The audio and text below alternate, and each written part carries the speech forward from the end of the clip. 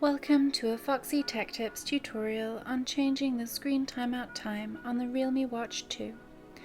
If you find this tutorial helpful, please consider subscribing to my channel and liking the video.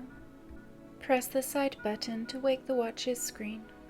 Then swipe from left to right on the watch's home screen to open the quick panel. Tap the settings cog to open the settings. In the settings, tap Display. Then tap Screen Timeout. You can choose between 5, 10 and 15 seconds. When you have chosen, tap the tick.